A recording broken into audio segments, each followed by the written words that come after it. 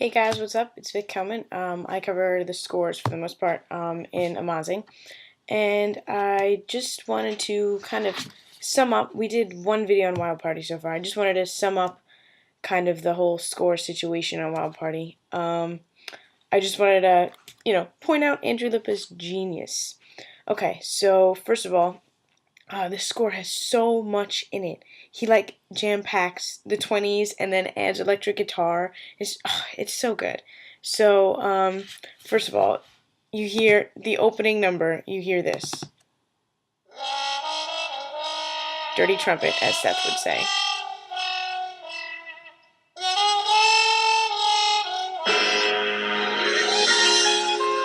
Okay, and then you hear this. Hold on. Ready? Electric guitar. Okay. So that is completely different. First, there's dirty trumpets for the 20s, right? And then there's electric guitar. And it's just, you don't think it's going to work, but it does, because Andrew Lippa is a genius. There's shout out to the flutes, because there's a lot of flute. And I play flute, and that's the best instrument ever. But yeah, and then he also does, he does this really awesome thing. Throughout the show, there's so many offbeat things, like, let me see, I think it's What a Party. I'm sorry, it is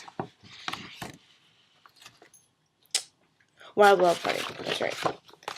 I had the hardest time. I couldn't figure out whether they were singing on the beat or on the offbeat, and he does it repeatedly with different, usually with the drums, the hi-hat is usually on the upbeat, but it's great. I love how he works it in.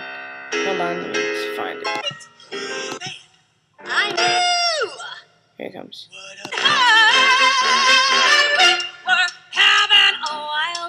You hear the offbeat?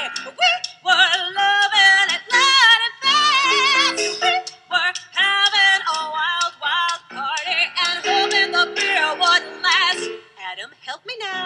We were driving it fast. It's so good. He does that. I could literally play every single song and find, an on-beat, off-beat combination. He does it in almost every song, and it's so awesome, because it's not even really done that much from what I've heard. I'm not an expert or even close, but it's not even really done that much. And he also things like In the Heights. I love In the Heights. But most of it is in 4/4, which is great. It's fine. I can conduct it, which is good. But that's like for the rapping. How are you supposed to rap in what, like 7/8? But he has so many different time signatures. There's in 3, it's in 2, it's in 4, and then he does some crazy stuff where I don't even know what's going on, and I don't know how every time Adina opens her mouth, the time signature friggin' changes, and he does so much, and he has all these exotic drum beats, and then it's just real, chill, regular jazzy kind of 20s, and there's so many different styles within his style, and it's so good. What else? There's also triplets. I just have to do triplets because the triplets are my favorite thing ever, so let's just point out the triplets.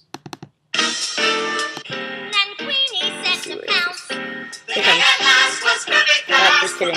I'm live. Time to make a change. Ready?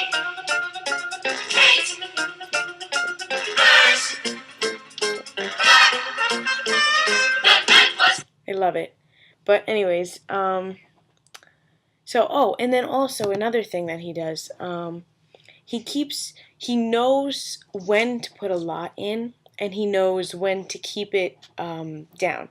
So, for instance, when Idina Menzel, who happens to be the coolest person ever, greatest singer ever, pretty much whenever she has her song, he keeps the pit really minimum, and they pretty much just follow her. I mean, you could tell in The Life of the Party, the pit is following Idina. They have cues, and they have so many vamps and stuff. You could just tell they're like, "Hey, Idina, you're awesome. We're following you." And it's so good. And there's, what else? I have notes here, but they're not helping. And then in Make Me Happy, the what is that, clarinet or like bass clarinet or whatever. That's awesome. He works in so many instruments that you don't even really hear that much normally, and you wouldn't expect to in a 1920s like musical. It's great. Then there's in What a Party. There's that theme. I talked about it in our first deconstruction, where we were talking about Let Me Drown, with that theme that works in. This is where the theme starts. It's in What a Party. Hold on, let me see. 21. Oh, I'm sorry. Ready? Oh, listen. Okay, ready? Right? And then you hear it again here. Let me see. Let me find where it is and Let Me Drown, because I don't want to make you sit here for hours. Okay, 256. And now, let me pray. Here we go, ready? Listen for it, listen for it. Same thing you just heard. And it goes from, the third song to the 16th song. You haven't heard it the entire time, and then he just works it right back in. And it's like he never, it's just so good. And the trumpets alone need to be addressed because they're amazing. I wish I could have seen this live, because just the ad-libbing must have been so good. I know I saw In the Heights live, and the trumpets in that show are amazing, and live with the ad-libbing and stuff, it's just so good. And I wish I could have seen this. Anyways, I think that's pretty much it. Oh, okay, one more. I love how in so many of his songs he gives them 4-1, and it's like I said, he keeps it minimal in so many songs, and like he just gives simple beats. My dogs are behind me flipping out. But he just keeps it simple. He'll just give them a downbeat, or he'll give them 4-1, 2, 3, 4-1 as they're singing. Like, you know what I mean? And I love that he can write a score that's so genius, and like it works in so well, yet and keep it minimum, but it still adds so much to the show.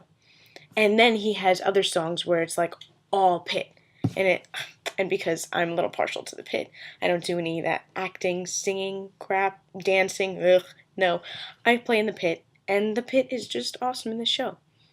And Andrew Lippa is a genius, and that pretty much sums it all up.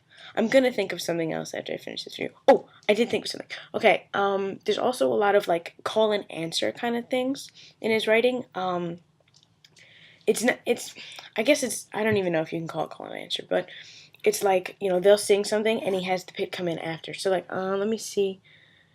I have it written down for Raise the Roof. I don't think it's even in there. I'm not even going to bother showing you, because I'm not going to find a good spot for it. But just keep it in mind when you listen to it next time.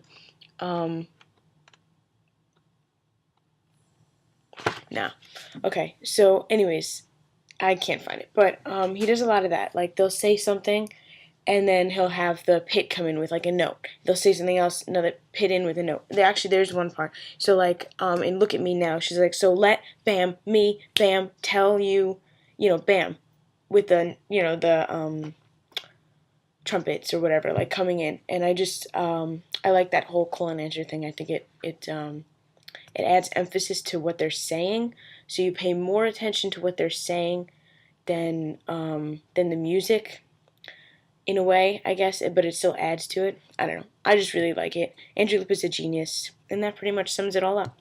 And that's it. So, I'm Vic Hellman from Amahhzing, and I cover the scores because the pit is the best. And music in general, none of that singing, acting crap. Okay, bye.